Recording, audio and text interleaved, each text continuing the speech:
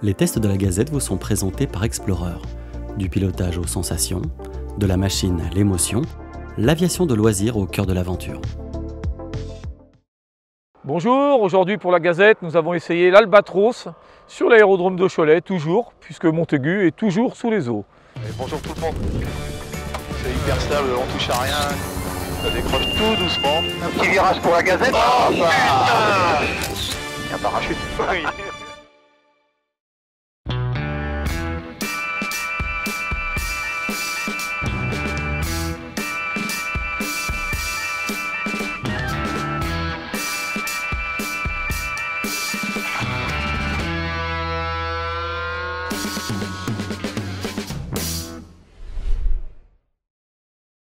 Bonjour et bienvenue dans les essais machines de la Gazette. Aujourd'hui on fait un bond dans le passé, on recule de 35 ans pour découvrir l'Albatros, une machine de chez Aviasud. Avant de parler de l'Albatros en lui-même, on peut faire un petit point sur Aviasud. Aviasud, c'est une entreprise qui a été créée dans les années 80 et qui a commencé à produire le Sirocco. C'est une machine qui a permis à Franceschi de faire le tour du monde et après ils ont créé le Mistral en 1985 qui a permis à Chevigny et à Hulot de se poser au pôle Nord en 1986. Donc en fait, Aviasud, ça a une image d'aventurier. En voulant accéder au plus grand public, ils ont créé en 1992 l'Albatros qui correspondait davantage à un ULM destiné à tout le monde.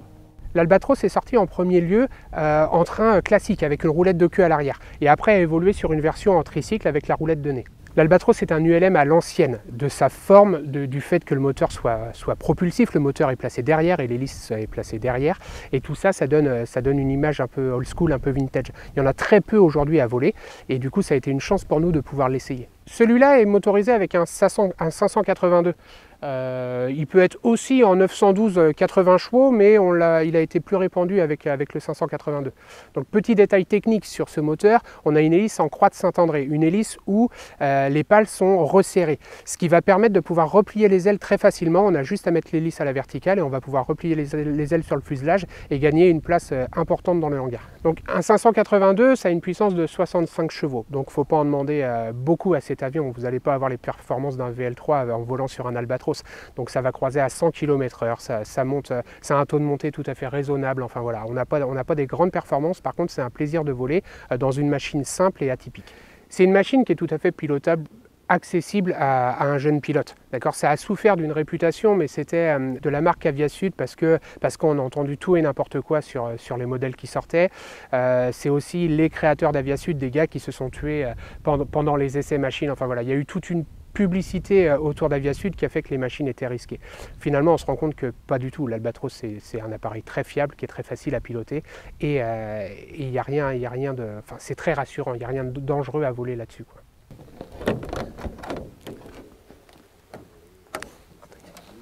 L'ouverture de porte est spartiate. Tout est dans la simplicité. On est là pour voler, on n'est pas là pour avoir des fioritures. Donc voilà, c'est un Lexan qu'on tord et qu'on tient avec une canne de toile de tente et ça fonctionne très très bien. Encore une fois, on retrouve à l'intérieur, mais comme dans tous les ULM finalement, l'intérieur est souvent l'équivalent de l'extérieur. Donc la machine est très simple d'extérieur, l'ouverture des portes est très simple, il y a un charme de l'essentiel en fait. On vole avec l'essentiel et ben on retrouve ça également à l'intérieur du cockpit, sur la planche de bord. Il n'y a pas de fioriture, tout est très simple. On a sur celui-là un double manche parce qu'il sert à faire de l'école, donc ça permet à l'élève de piloter et à l'instructeur de pouvoir contrôler en cas de problème, en cas de dépassement, quoi. On est sur une cabine qui est très peu large, ça fait à peine 1,10 m. Donc ils ont été obligés de décaler les sièges, donc on a une place pilote et une place passager qui sont un petit peu décalées pour que les épaules des deux pilotes copilotes ne se touchent pas. Et finalement c'est astucieux parce qu'on vient gagner vraiment en confort dans un cockpit qui est très réduit. Le réservoir est situé derrière les places pilote-copilote. On va retrouver 60 litres de carburant, ce qui va nous laisser à peu près environ 4 heures d'autonomie de vol, ce qui est déjà très bien pour un ULM de cette taille-là. Ce qui est un petit peu spécifique, c'est qu'on retrouve des manœuvres à l'ancienne qu'on fait plus du tout avec une poire d'amorçage sur le réservoir pour aller alimenter le moteur qui est haut perché derrière et puis un booster, un starter qu'on va appeler ça une injection de carburant en fait avant le démarrage. Donc on vient pomper et ça vient injecter du carburant devant les carburateurs pour aider au démarrage. Et c'est grâce à Jean-Marc Popper de chez Aérodécouverte que nous avons cet Albatros à notre disposition pour réaliser l'essai machine. Quand ils ont travaillé sur cette machine, c'était surtout à ma connaissance parce que les clients voulaient retrouver un appareil dans l'esprit du Sirocco avec un biplace et ils leur ont demandé, ça a été une très très forte demande puisqu'ils savaient faire le Mistral, de sortir un biplace un peu novateur. Dans un premier temps, ça ne m'a pas trop intéressé parce qu'ils faisaient une version train classique. Et autant j'adore le train classique, autant la configuration de la machine était limitative, en particulier sur des terrains courts. Et quand ils ont sorti la version train tricycle, ça a été un grand bonheur, parce que tu peux là travailler l'incidence, pas de façon phénoménale, mais quand même mieux pour décoller et atterrir que sur l'Albatros en train classique. Et quand je me suis retrouvé ici à Cholet avec l'obligation de choisir une machine, j'ai eu cette opportunité. Et avoir en fait deux appareils très différents l'un de l'autre avait du sens pour la formation, donc j'ai sauté sur l'occasion. C'était à la fois une question de budget et une question d'intérêt de formation en fait. Ouais, donc initialement quand tu allais voir un constructeur sur un salon ou autre et qu'il te parlait de machines repliables, si tu lui tapais dans le dos en disant bah, écoute montre-moi comment ça marche, en général tu étais vite parti à prendre un café à la place parce que le gars ça le faisait chier de faire le boulot. Par contre là, c'est vraiment en 1 minute, tu déplies ton aile, tu replies ton aile, c'est le grand bonheur, c'est très bien conçu, mais ça a une caractéristique, ça impose une caractéristique, c'est une hélice qui permet de le faire. Donc d'où la croix de Saint-André. Donc cette hélice qui surprend toujours, elle a du sens, tu la mets verticale, tu replies ton aile, et ça y est, c'est gagné, tu es au gabarit routier.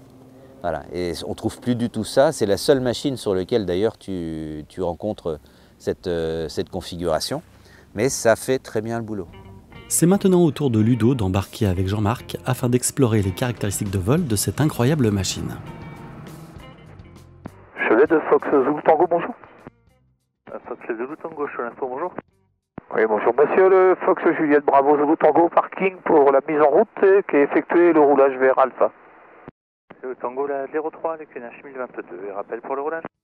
1023, et je rappelle pour le roulage, bon, on est prêt à rouler Fred. Reçu donc la 03 et 1022, rappel en Alpha.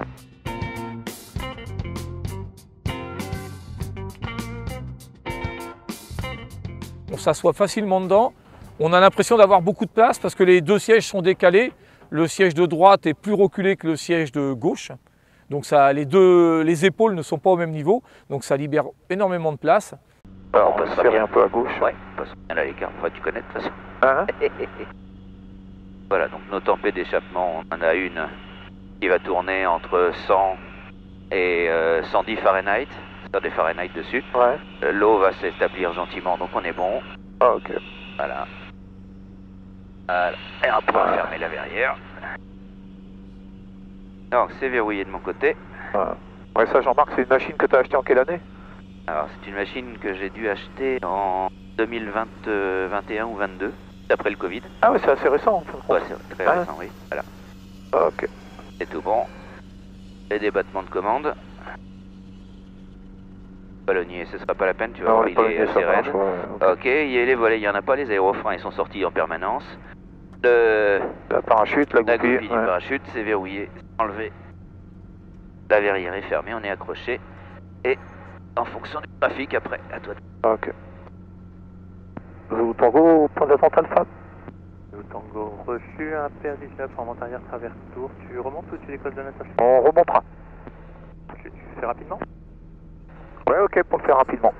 Et là, on peut faire un éducatif si tu as envie, tu peux rouler un petit peu plus vite sur le... Pour lever la roue avant? C'est ça que tu veux faire? Non, je sais pas. Ouais, tu peux essayer de le tester un petit peu. Tu tires beaucoup, non, ou ça lève? Ah, il faudrait que tu tires un petit peu. Ouais, pour le sentir. D'accord? Ouais, ça lève, là, ça y est, okay. C'est bon, ça lève, ok. Ouais, c'est possible. Hélico décolle pas avant. L'image pour un complet. Confirme, uniforme du Ok. Zulu Tango pour le décollage. Zulu Tango, le vent du Nord 89. Allez, on est parti. Je mets un pont, ok. Puissance disponible. Voilà. Donc là, ton nez va se lever. Dès qu'il est levé, tu le maintiens. Tu cabres pas plus que ça. Pas plus, voilà, tu attends. Ah, okay. Cabre pas plus, sinon on va frotter le cul partout. Et c'est parti. Alors, on est en l'air. Nickel. On reste avec ce régime ou on ralentit? Ouais, très bien pour l'instant. Ouais, ok. Monter jusqu'à 800 bah, pieds ça comme monte bien, ça. hein. Je suis surpris, moi, tu me disais que ça allait pas monter trop vite, mais on monte bien là quoi. On est à 550 pieds minutes. Oui, il y avait un beau taux de montée, contrairement à ce que Jean-Marc nous disait avant de partir en disant que ça allait monter péniblement. Non, non, ça monte tout à fait correctement à 500 pieds minutes, à 6400 tours, on montait très bien, il n'y avait aucun problème. Bon, le premier sentiment, c'est une machine qui est silencieuse en fin de compte avec les casques Bose, c'est très... Alors, il y a ça, et t'as le fait d'avoir une hélice avec un taux de réduction de 4 à 1. Ah ouais, si, ça y fait. Ouais, Ah oui. ouais, elle tourne pas trop vite, ouais.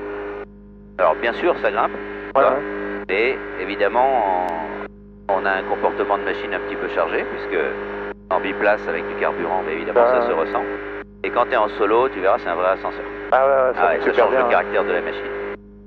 Ouais, bah non, c'est des machines, tout ça, que les gens ont oublié à découvrir pour pas trop cher. Ça vaut combien, à ton avis, un C'est la gamme Albatros? des 10 000. Ouais. L'avantage aussi, c'est qu'au niveau visibilité, Ouais, elle est exceptionnelle comme un planeur, quoi. T'es super bien.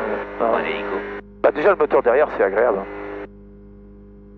T'as beaucoup moins de bruit, je trouve. T'as pas tout le souffle de l'hélice. Voilà, donc au niveau assiette, tu peux même prendre un petit peu plus, 95, 90, 95, tu auras meilleur taux de montée. Bah, Voilà. C'est bien, c'est silencieux. Et tu peux essayer de voir s'il est trimé comme il faut. Ouais, il est Donc, un dans petit ce peu, on type. peut le trimer un peu, c'est Voilà, est ici. Voilà, et le but c'est de pouvoir le lâcher Ah non, complètement. ça va super bien. Tu Ouais. verras, c'est une machine très simple. Bah oui, oui, c'est vraiment agréable, c'est facile à piloter.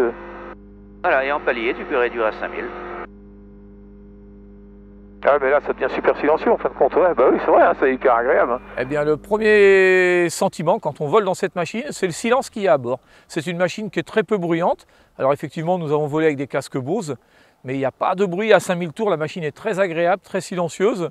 Et c'est surprenant. Il y avait 30 ans que je n'avais pas volé sur une machine 2 temps. Et on se sent très très bien tout de suite. Très en sécurité, le moteur n'a pas l'air de forcer du tout. Voilà, c'est une machine qui se travaille beaucoup en coordination, Pied-manche. beaucoup plus palonnier Ok. que sur les machines modernes. Attends, Il je y a relis. du lacet inverse. Ouais, bah, voilà. ça fait comme le Ninja, il tourne beaucoup mieux au pied en fin de compte. Ouais, voilà, pareil. Hein. C'est vraiment pareil. Hein. Le pilotage est très proche de celui du Ninja, c'est-à-dire qu'il faut vraiment conjuguer pied et manche pour pouvoir voler. L'action aux manches toute seule pour faire un virage ne suffira pas, il faudra mettre du pied. Mais ça, on le retrouve sur plusieurs machines, donc c'est pas dépaysant. Mais là, tu dois faire très peu de bruit au sol à ce régime-là, non? Alors on a une sonorité qui ressemble un petit peu à celle du 912. On a une sonorité particulière, mais pas le côté agressif que l'on a par exemple avec des machines en propulsif, que ce soit les pendulaires, que ce soit les autogires. Voilà, donc c'est quand même très réussi. Non, bah la visie, c'est nickel, hein, c'est super bon. Le pilotage, bon, il n'y a rien de particulier. En fin de compte, c'est vraiment une machine, ouais, Voilà. classique. Là, pour monter dedans, j'ai trouvé que c'était assez facile. Voilà, et le secret après c'est de tout lâcher. Si tu l'as trimé, tu peux le laisser vivre. Voilà. Ouais, puis tu pilotes avec les pieds comme Et le en Ninja. baptême, tu laisses les gens découvrir le pilotage. Comme Ouais. l'avion leur échappe pas, tu vois, tu as une stabilité qui va bien. Bah, moi, je leur dis, tu peux parler, tu lui dis tourne à gauche, puis comme ils se rendent pas compte que tu bouges du pied un peu, toi, tu fais ça, et là, tu vois, il va tourner tranquille à gauche. Voilà. Voilà, les pieds sont un peu plus durs que sur le Ninja, mais c'est très très proche au niveau pilotage du Ninja. Hein, non, c'est le bruit, je suis agréablement surpris par le bruit, c'est très silencieux avec ce moteur dans cette position. On va remonter à 1400 pieds comme tout à l'heure, et puis on va regarder les vitesses, mais c'est un peu toujours pareil, c'est 90-100, 90-100 et 90-100 quoi. Exactement. Ça va être ça. Et il décroche à combien? On peut faire un essai de décrochage ou pas? Bien sûr. Voilà, puis un truc qui est quand même magique aussi, c'est que là-dessus on peut mettre un brin de laine. Ouais, bah oui, bah oui, c'est marrant, tu peux, ouais. Je sais pas si on le voit à la caméra, mais on voit que le brin de laine, on le fait aller où on veut, comme sur un planeur. Voilà, exactement pareil. Et il en reste beaucoup des Albatros à ton avis en France, non? Oui, Ouais. tu en trouves pas mal, beaucoup en train classique. Le problème du train classique, c'est que c'est limitatif au niveau des distances de décollage. En fait, tu peux pas cabrer, Ah ouais. tu peux pas travailler l'incidence, alors que le train tricycle, il était intéressant pour ça. Et tu peux pas lever la queue, prendre ta vitesse et hop, et non, ça marche pas comme ça, quoi. Ah, tu peux essayer, tu peux le faire, mais effectivement, à partir du moment où tu vois l'obstacle arriver, si jamais tu as un terrain vraiment court et tu peux pas- limitatif, je t'es comprends ce que bloqué tu par veux ton dire. incidence. Mais c'est ce qu'on doit faire normalement, ouais. Bon, je vais réduire à 5000, 5. Ok, bah écoute, je te laisse évoluer Ah, dans bah, le secteur. ok. Bah non, on va essayer, on va commencer Déjà. par essayer le décrochage, comme on est haut, j'y vais tout doucement, je ralentis le moteur, et puis on va y aller. Alors on est à 90, on arrive à 80. Voilà, et tu peux l'exploiter. On va laisser bien à plat. 22 pistes 03, je la rappelle au point d'attente d'être levé. Ah, ça vibre un peu. Voilà, tu vois, tu mets tes ok. manches à compte, donc il partira sur une aile. Tiens-le bien au pied. Je voulais voir si je pouvais... Ouais. Ah ouais, tu penses que tu peux descendre dessous, parce que là on sent qu'il secoue, Ouais. il en veut plus là. Voilà. Attention, comme tu as du manche à contre, il va partir sur un aileron. Voilà. Et si tu l'amènes en butée, il va décrocher. Voilà. Hop. Ouais, c'est assez gentil, mais il prévient beaucoup parce qu'il se met à osciller d'avant en arrière, donc il n'y a aucun problème. Tout à fait. Eh ben impeccable, il n'y a pas Et de tu problème, vois donc qu'en c'est fait. parachutage, On remet du moteur, il repart tout de suite. Ouais, voilà. et tu vois qu'en parachutage, hein, on perd quand même de latitude. Ah, Si on ouais, laisse comme comme à ça, chaque on fois, peut aller ouais. jusqu'au sol. Ok. Et puis tu peux faire des virages serrés, pas de problème. Bon, on va tourner, mais c'est juste libre. pour voir la vivacité d'aileron, pied et manche. Bon, ça réagit très bien en plus, hein, apparemment. Si tu jongles bien avec les pieds en même temps... Et tu as beaucoup de défense, même en conditions turbulentes. Ah. Vent de travers et autres. Alors là, je vais laisser les pieds au neutre et je vais mettre du manche pour voir.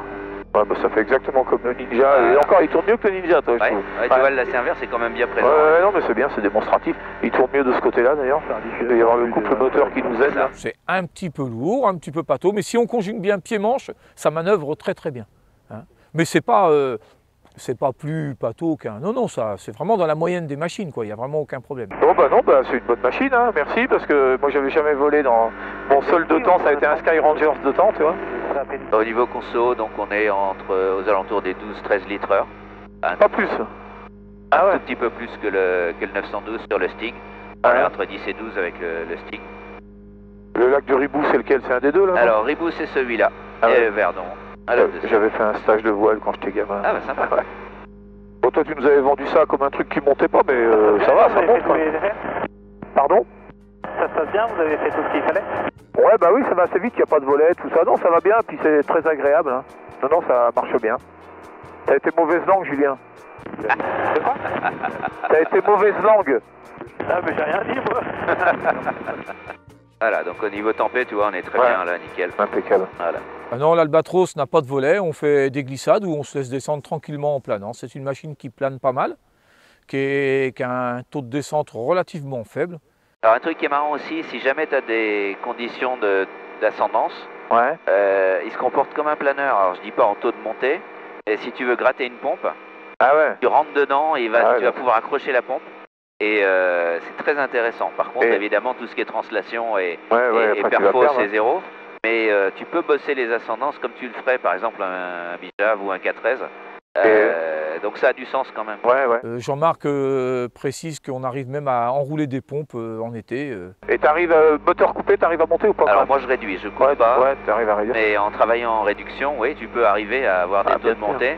Ça vaut le coup à partir du moment où tu as 2 mètres secondes. Donc quelqu'un qui veut voler pour pas cher, il peut avec ça, parce qu'après il réduit, il monte tranquille, ça consomme que dalle, tu peux rester en l'air longtemps quoi. Alors, ça sera pas aussi intéressant Non, qu'un bien lambada, sûr. par exemple, mais oui, ça, Mais ça oui, pourrait, tu ouais. peux, ouais. Ouais, non, c'est intéressant. C'est ce qu'on appelle le vol contemplatif, en fait. On a beaucoup d'élèves, ou de pilotes d'ailleurs, qui sont brevetés et qui viennent voler dessus, et qui adorent ce côté un peu contemplatif, tu vois, où tu vas pas Tout à fait. chercher à aller Ouais, vite ouais. et loin. C'est assez plaisant. La visibilité est très belle. C'est proche de l'hélicoptère parce qu'on vole le nez un peu bas et c'est du Lexan partout devant, donc on a vraiment une très très belle visibilité. Voilà, puis le comportement est tellement sain que bon là c'est vraiment non, tu te sens en sécurité quoi, il n'y a pas de problème. Et la prise en main se fait très très vite, il n'y a aucun problème. Alors je vais mettre un peu de trim, Ah oui, il veut monter tout le temps. Le trim est très efficace, hein. Dès que tu touches... voilà. Et si tu as besoin de freiner en arrivant ou en patrouille, tu peux travailler la glissade, hein, il l'accepte très bien. ok. Donc là je peux baisser le nez tu penses? Ouais, ouais, Sans trop tu descendre. diminues l'incidence, ça va diminuer la traînée, Ouais, et il va voler plus vite.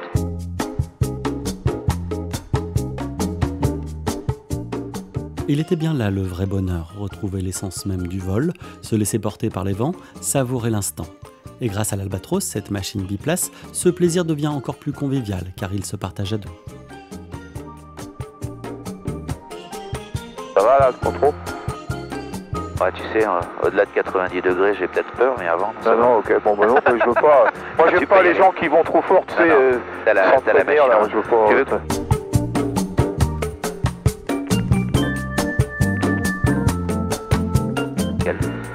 Là, on se le fait à faible puissance, tu vois, tranquille, et à faible vitesse. Ouais, mais quand tu voles Et en on est baptême, tu pressé. voles comme ça, non? Ouais, voilà. L'Albatros, pour le voyage, on peut voyager parce que derrière, il y a deux coffres qui sont assez volumineux. Donc ça peut être intéressant, il y a moyen de mettre 2 sacs et pas des sacs à main, 2 petits sacs à dos corrects, quoi. Bon bah ça aurait été le premier vol en albatros, peut-être le dernier, parce qu'il n'y en a plus beaucoup quand même. On n'en voit pas beaucoup voler, toujours dans notre région. Nous. En pratique, ce qui manque, c'est plus de machines en train tricycle. Elles sont sympas pour ça parce que tu peux vraiment bosser le décollage et l'atterrissage. La version train classique, je m'avais jamais intéressé quand ils l'avaient sorti. Et dès qu'ils l'ont passé en train tricycle, tu peux à ce moment. J'adore le train classique, hein, en pilotage normal. Je comprends bien. Mais ça, cette formule où tu es scotché un peu comme en planeur, tu sais que tu peux pas travailler l'incidence au décollage ou à l'atterrissage. Alors, tu vois ce qu'on dit toujours avec que ce soit les élèves ou les passagers, vous voyez, le pilotage, c'est très compliqué. À partir du moment où tu peux tout lâcher, croiser les bras. Et en entraînement en panne, c'est pareil. Tu le trimes à 100, tu le lâches, tu l'amènes sur la trajectoire que tu veux, et tu n'as quasiment rien à faire jusqu'à l'atterrissage. Il va venir tranquille, tu vises. Cette machine fait déjà de l'école, oui, c'est une très bonne machine pour l'école. Tout est démonstratif, ça vole pas trop vite. Le 2 temps, il a l'air de dire qu'il ne consomme pas beaucoup avec 14 litres, donc c'est raisonnable. Il en est très content en tout cas au niveau école. Quand on a l'occasion de former des gens, il faut les changer un petit peu, les sortir un petit peu des sentiers battus. Et le fait de travailler avec un appareil aile haute, un appareil aile basse, un propulsif, un tractif, c'est finalement la capacité de transition et d'adaptation sur une nouvelle machine qui compte. Quelques soucis avec certains pilotes avions. Ils bougent vachement les commandes, les gars. On dit, mais arrête de bouger, quoi. C'est difficile, il va falloir faire lâcher, mais c'est mais je fais, mais ils sont là, dès qu'il y a une turbulence, ils reprennent les mecs. Tu leur dis, mais c'est bon ça. Et regarde, tu fais avec les pieds, tu fais ce que tu veux. Puis il n'y a pas besoin, quoi. Juste pour le tangage, tu vois, un peu, mais après, c'est principalement les pieds, mais c'est compliqué. Et sur un motoplaneur, quand on les amenait et qu'on coupait le moteur, tu vas pas faire ça quand même. Oh, bah si. Oui, bah là, c'est pareil. Hein. Moi, je continue à faire mes pannes de moteur coupés, je les faisais parce que j'ai arrêté, mais je coupais vraiment le moteur et les gars, ça leur fait bizarre quand même. Ils sont... je dis, tu vois, c'est pas le même bruit, mais le jour où il va s'arrêter, ça sera comme ça. T'es content de savoir faire. Ouais, voilà, exactement. Tu penses que je peux réduire là ou c'est trop tôt? Sans problème. T'as un plan qui va bien là. De toute façon, si tu arrives sur un plan fort, tu as encore moyen de faire de la glissade. Hein, parce que sur le stamp, tu dois pas t'en priver. Non, le stamp, il fait très bien ça. Le Ninja aussi. Ouais. Il y a que l'OCT parce qu'il a tellement, quand tu sors tous les freins, les volets, il descend, ça descend très bien. T'as pas d'intérêt de faire. Tu peux en faire un peu, mais il n'y a pas de gros intérêt. L'Alpha Trainer, j'aimais beaucoup le faire aussi. On en avait un avec les AF et l'autre sans AF. Et mon gamin me disait non, celui avec les AF, c'est pour les vieux, ça. Voilà. Et là, tu peux travailler la glissade si tu veux. Sur un plan fort. Tu descends plus encore? Ouais, tu ralentis un petit peu ta machine. Vas-y, ralentis-le. Voilà. Travaille-le, Le Tango, le vent du Nord, chaque minute. Voilà. Je continue pour essayer de sortir à la première, on va voir. Tu peux dégraper au dernier moment presque. Bien sûr. Et au pire, si tu as un doute, tu remets un peu de puissance. Ok. Ça va le faire. 1800 pieds. Je suis 9022. Ok, merci. Non, papa, donc pour info, un ULM multi-axe qui revient vers la verticale à 1800 pieds. Voilà.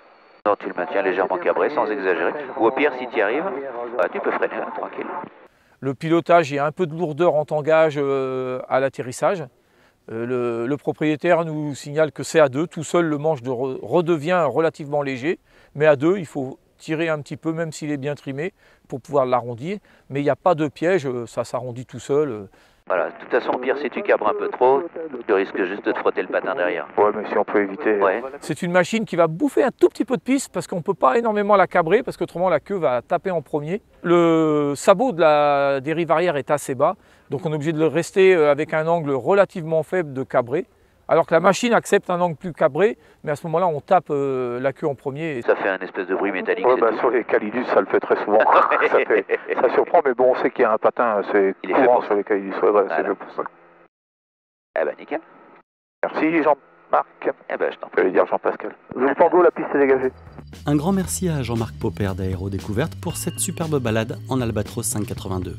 Cette machine atypique est à redécouvrir tant sa simplicité offre des sensations uniques et un vrai plaisir en vol. Eh ben, merci beaucoup. Je t'en prie. Donc la coupure, tu coupes tes servitudes et l'allumage. C'est à découvrir parce que c'est des machines petit budget, donc les gens qui n'ont pas trop de budget peuvent regarder ces machines-là. Et comme le Jetfox, comme tous ces types de machines, peuvent l'acheter à plusieurs. Et pour une modique somme, ils vont pouvoir trouver un Albatros dans un état correct. Par contre, il faut regarder parce que c'est des vieilles machines. Et on peut en trouver des machines en mauvais état et des machines très bien entretenues. Donc voilà, c'est des machines, il ne faut pas avoir d'a priori en se disant on va se tuer, on va... Non, non, c'est des machines qui permettent de voler en sécurité. C'est des machines qui peuvent se trouver sûrement entre 8 et 12 000 euros quoi, maximum. Il n'y a vraiment aucun souci pour voler sur un albatros dès la sortie d'école.